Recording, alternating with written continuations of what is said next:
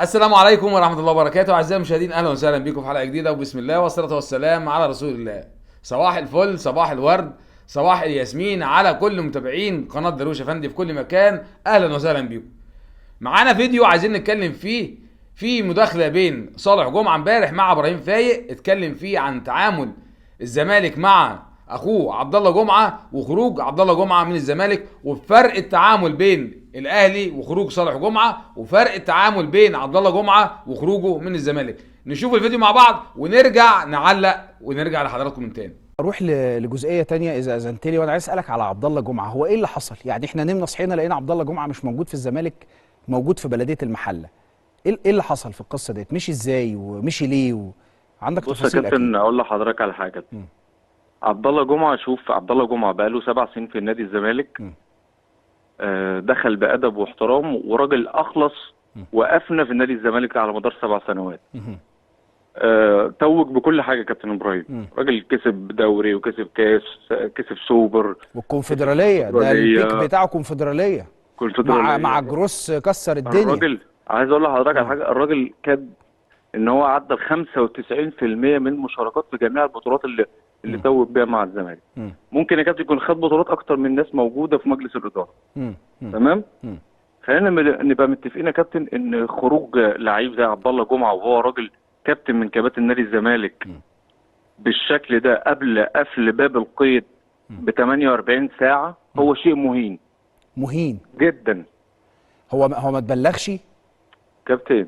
ما انا هسمع منك دلوقتي لاول مره. انت بتقول لي حاجات انا لاول مره بسمعها، فاتفضل. كابتن ابراهيم، في فرق كبير جدا لما اكلم حضرتك واقول لك ان انا النهارده عبد الله جمعه مش موجود معايا، وفي فرق كبير جدا لما انا اقدرك كلاعب، ككابتن من كباتن نادي الزمالك، وواحد اخلص وتوج ببطولات مع نادي الزمالك وعمره ما زعل حد منه في النادي، ويشهد له الناس جوه النادي ويشهد له جمهور نادي الزمالك برجولته واخلاصه.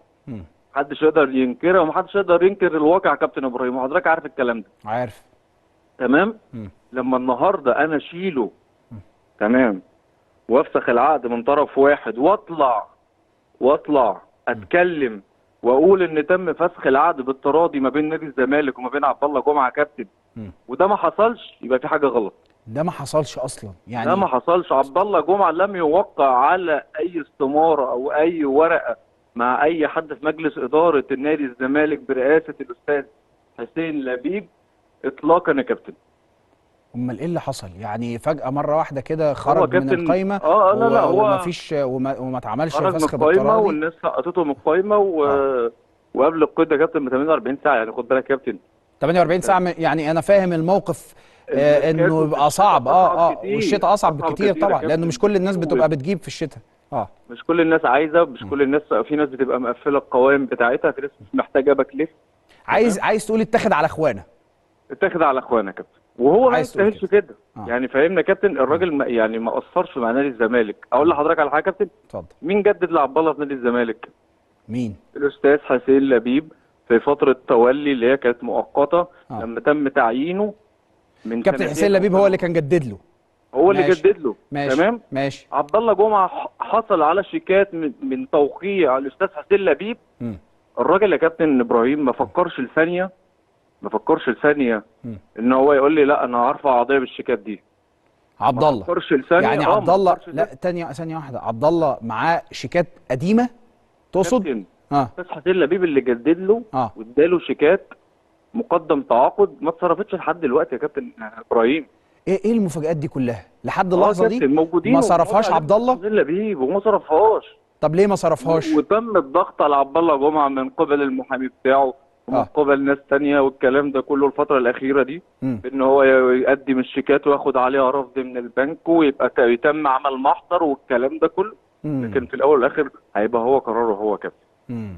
عقده يا كابتن اللي جدده مع الاستاذ حسين لبيب كاد يتخطى ال 25 مليون. ما حدش جه قال له تعالى يا عبد الله انت هتمشي وتعالى نقعد نشوف ايه اللي ليك وايه اللي عليك. زي ما النادي الاسماعيلي المحترم عمل مع صالح جمعه كابتن. ونادي الزمالك برضو محترم، يعني ده لا ينفع عن نادي الزمالك ان هو محترم. خلينا نتكلم برضو عشان هقول لحضرتك على حاجه. اتفضل. هل حد في مصر مش مبسوط لنادي الزمالك الفتره دي؟ طبعا طبعا كلنا. ليه؟ طبعا. قوه نادي الزمالك بتغير شكل الدوري المصري وبتغير شكل المنتخب. صحيح. فلما نادي الزمالك يفتح القيد بعد القضيه دي كلها ويجيب لعيبه بالقيمه دي ويبقى المنظر ده والشكل يتغير بنسبه 1,000,000%. كنت عايزها يختموها بشكل احترافي وشكل يبقى فيه مع عبد الله جمعه تقدير واحترام ليه، يعني عبد الله اخرج من الباب اتفضل. لما مشيت من النادي الاهلي، النادي الاهلي كابتن سيد عبد الحفيظ كلمني، راجل شاكر، راجل يعني يمكن مفيش زيه في مصر في البوزيشن بتاعه. تمام. تعالى يا حبيبي احنا عايزين نساعدك 1 2 3، حط النقط على الحروف. تخرج انت كل يوم بتبقى بتصلي يا كابتن وتدعي ربنا للنادي اللي انت لعبت فيه ده وانت اتعاملت مع ناس بالاحترافيه دي. فاهمني يا كابتن؟ تخرج كل يوم تصلي وتدعي للناس اللي انت كنت بتشتغل معاهم للدرجه دي. بالظبط. لا لا لا لا لا يعني ناس موضوع مختلف تماما يا كابتن. لكن يبقى لعيب. انا حاسك متضايق قوي لعبد الله. انا لو بكلم عبد الله بيتهيألي مش هيبقى متضايق كده زي ما انت متضايق. انت محروق على اخوك يعني. لا بص، عبد الله جمعه ما يستاهلش كده من نادي الزمالك. وتطلع انت كمجلس اداره يا كابتن النهارده تتكلم ليه تقول عبد الله جمعه في فسخ العقد بالطبع. سمعنا تصريحات صالح جمعه وهو بيتكلم عن خروجه من النادي الاهلي من الباب الكبير، ازاي بعد كل المشاكل اللي كان فيها صالح جمعه وازاي خرج وازاي التعامل كان مع صالح جمعه وخروجه من النادي الاهلي. بالعكس، النادي الزمالك وخروج اخوه عبد الله جمعه احنا شفنا فرق التعامل بينهم وبين بعض. في ناس بتعرف تقدر وناس بتعرف تتكلم، لكن للاسف بعض الاعلاميين الزملكاويه اللي بيطلعوا كل شويه ويتكلموا على خروج حسام عاشور وخروج صالح جمعه وابراهيم سعيد وحسام حسن وابراهيم حسن والحضري وكل الناس دي كلها. لا، تعالى ما تقارنش نفسك باداره النادي الاهلي. النادي الاهلي اداره ناجحه على مر التاريخ وعلى مر العصور، وشفنا قبل كده التعاملات اللي كانت بين اللعيبه وبين الاداره والخروج الكبير اللي خرجوا منه. النهارده انت بتشوف عبد الله جمعه بيخرج من نادي الزمالك بعد 7 سنين بعد ما حقق بطولات، وقبل يعني وقف القيد بيومين بيخرجوا عبد الله جمعه علشان الراجل يطلع ويروح بلديه المحله. انا مش هتكلم في سياسات نادي الزمالك، كل واحد حر، كل واحد كفيل بناديه، لكن انا هتكلم على النادي الاهلي. النادي الاهلي نادي كبير يا جماعه. احنا شفنا بعض التعثرات في حاجات كتير جدا في النادي الاهلي، لكن هيفضل ويظل النادي الاهلي هو النادي الاوحد في مصر وافريقيا والوطن العربي وكبير افريقيا والرابع عالميا. النادي الاهلي الرابع عالميا، ما ننساش الكلام ده، لان بعض السوشيال ميديا بتتكلم على النادي الاهلي وعلى اخفاقات النادي الاهلي السنه اللي فاتت. اي اخفاقات بتتكلم فيها يا ابني انت وهو؟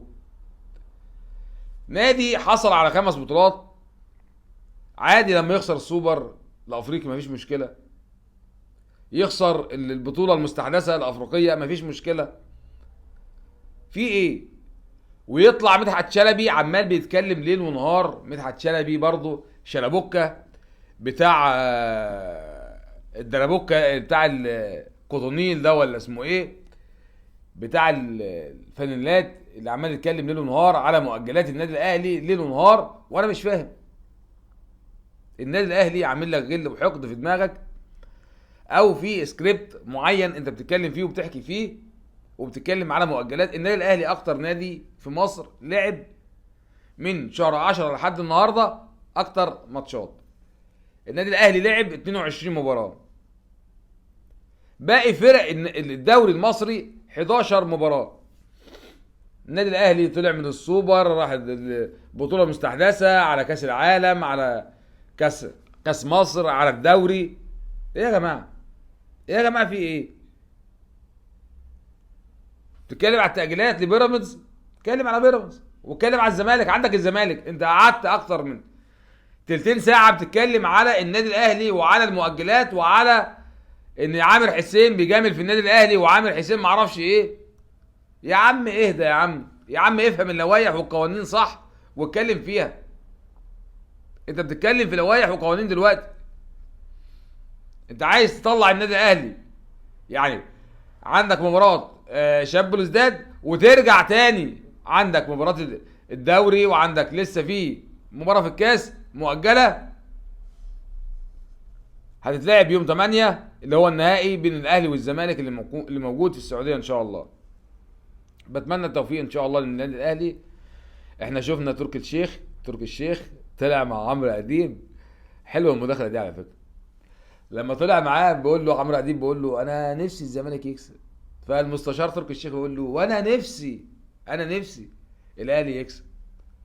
حلوه المشاده دي وحلوه الروح دي، وربنا يكرمنا ان شاء الله. لكن في الاول وفي الاخر انا هرجع لمرجوعنا على عبد الله جمعه. طلعنا من عبد الله جمعه خالص ورحنا في مباراه النهائي بتاعه الكاس. لكن في حاجات كتير بنحب نتكلم فيها يا جماعه. النادي الاهلي سيبقى ويظل هو مفخره مصر، وهو اللي رافع رايه مصر عالميا وافريقيا وعربيا. بتمنى خير للجميع، وبتمنى خير للنادي الاهلي، وبتمنى خير لنادي الزمالك، رغم ان في بعض المشاهدين بيهاجموا بيتكلموا، لكن احنا ما نتمناش ان نادي الزمالك يكون في الكبوه اللي كان فيها قبل كده. فانا بتمنى ان شاء الله ربنا يكرمهم ويعدوا الكبوه اللي هم كانوا فيها بعد طبعا بسم الله ما شاء الله ما اتفتح كنز علي بابا ويفتح يا سمسم، وشفنا الصفقات وشفنا فك القيد. ربنا يكرمهم وما يرجعوش يعيطوا. معاهم الجنرال الكبير عبد الله السعيد وناصر ماهر اللي بيقولوا هيكون ثلاثي مرعب مع زيزو ومعاهم شيكابالا. هنشوف ان غدا لناظره قريب. وشكرا على حسن المتابعه، والسلام عليكم ورحمه الله وبركاته.